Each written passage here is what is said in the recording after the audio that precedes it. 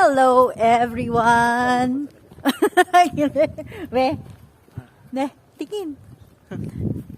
Yan, my first vlog in Canada. Yan. Oh. Ilang araw na ba tayo dito, be? Ilang araw na? Dumating kami na October 12. Tapos, hindi pa ako nakapag-vlog kasi nga nag-a-adjust ako sa lahat. Nag-a-adjust ako sa oras. Nag-a-adjust ako sa temperature. At syempre maraming pang inaasikasong iba. At una sa lahat, wala kaming bahay. At una sa lahat, wala kaming bahay. Pero hindi tungkol dito muna ang vlog na to. Ano muna tayo? Sa timeline in Canada. Paano kami nakarating or ilang buwan yung inintay namin. Yan o, ganda rito, promise. Sasabihin nyo, init-init. Sasabihin nyo, init-init, naka-jacket. Ang lamig. 3 degrees yata ngayon. Ayan. Okay. Sige. Pasakay kami ng bus ngayon. At habang malayo kasi yung siguro mga 5 to 6 minutes walk papunta sa bus station. Wala pa kaming kotse. Syempre, kararating lang namin. Yayamanin yan pag may kotse agad dito. Bahay nga lang, mahal na eh. Pero yun, kwento ko muna kung ilang buwan yung hinintay namin bago kami nakarating or doon sa mga processes. Sige, mamaya ulit.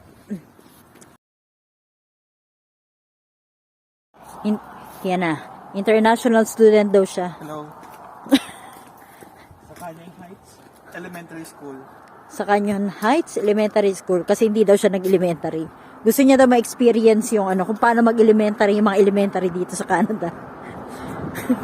Ayan. At nasa bus station na kami. Okay. There you go. Antay-antay muna ng bus. Maya ulit. O, diba? Lakas maka-fresh sa Canada. Kahit malayo yung nilalakad mo, hindi ka pa rin pinagpapawisan. Kasi malamig. O, sige. Papa-imagine ko na lang sa inyo kung gaano kalamig. Alam niyo yung pag nag-take out kayo ng frozen meat sa fridge. Tapos hinawakan nyo siya ng matagal. Ganun yung feeling na malamig. Tapos, imagine nyo sa buong katawan nyo. Hindi lang sa kamay nyo, syempre. Ganun kalamig dito. Ngayon. Wala bang snow yan. Lang po siya at kami po ay taga-bundok sa Pilipinas. Hindi po alam kami nakalaki makakapunta kami dito. Pasensyahan nyo na po. So, di ba? Sipag at tiyaga lang. Kaya nakapunta rito. Sa Canada. At taray, di ba nasasabi ko lang Canada, dati Brunei lang. Okay. Anyway. Okay. Going back to timeline. Nakahanap ako ng employer dito sa Canada noong August 2022. Tapos, skip na natin yung biometrics kasi. Hindi mo na pala, sorry. Pagkatapos pala, nag-submit for LMIA yung employer ko na October Ben, labo mo 2022. Magkwento, ulitin mo. Ay, ulitin ko na. August 2022, nakahanap ako ng work dito sa Singapore.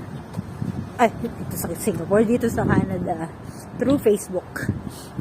Siguro sa second vlog ko na i-explain kasi mahaba yung pinagdaanan ko bago pa ako makahanap ng trabaho dito. So timeline lang to. And then na-interview ako ng employer around September ng 2022. Tapos yun nga, i-hire niya daw ako, tapos bibigyan niya ako ng LMIA.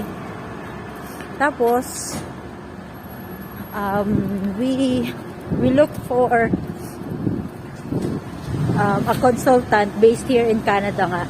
Kasi nga as much as possible gusto ko naka-base sa Canada yung consultant para mabilis yung proseso based sa mga nababasa ko nga sa forum.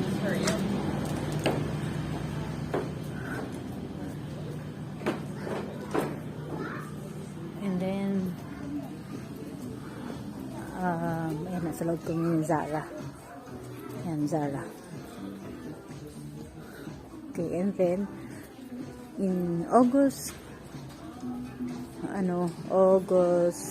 or September 2022, yun na nga, na-interview ko right after that, ang nakahanap na consultant na mag-aasikaso ng mga papers ko. Right after that, yung employer ko is applied for an LMIA na October 2022.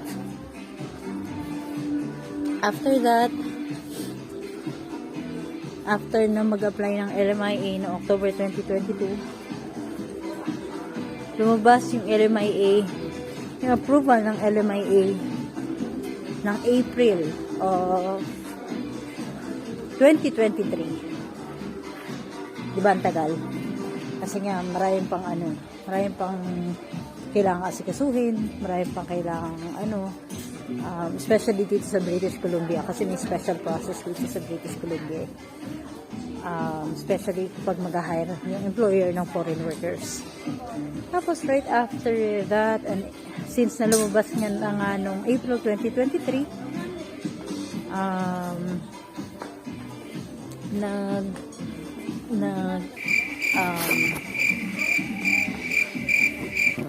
tawag doon? Nakalimutan ko. Noong May 2023 is my employer, or we did medical examination. Opo, maganda. 89 lang, oh. Maganda. Pero dapat ganito na yung kunin mo. Hindi na yung ganyang para buong katawan, no? Okay, yung tumitingin siya ng jacket. Okay, tapos noong May 2023 we had medical examination sa NHS Makati. Yun, maganda pala mo pa medical sa NHS Makati.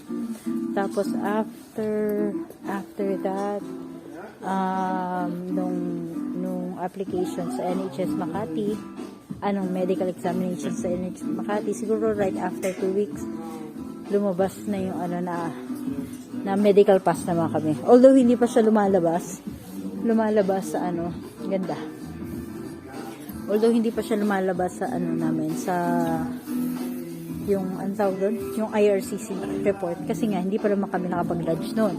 Hindi pa naman namin na-submit kasi nga yung consultant namin dito sa Canada made sure na nakapag-medical muna kami. Pag-medical muna kami bago siya mag-lodge para dire-diretso yung application. So after that, when we completed all the applications, yung consultant namin ni-lodge ng application ng June 27. Mura lang. Nung June. Dito bibili. Tapos, nung June 27, nung nilodge na is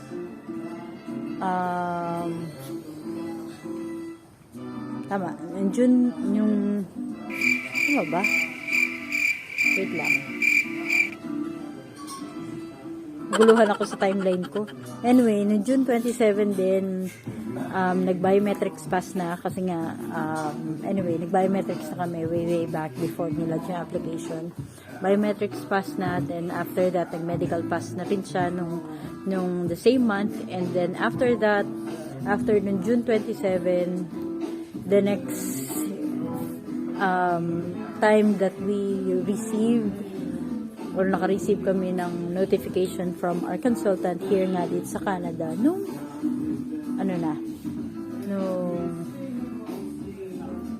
July 27. Parang gano'n. So, July 27 ng 2023. And, yun, nag-book na rin kami ng ticket right after that. And then, we came here October 12. Yun na. Sige, doon ko muna tatapusin ang aking vlog. Maliit na, sandali lang itong vlog na to. I'll see you again next time.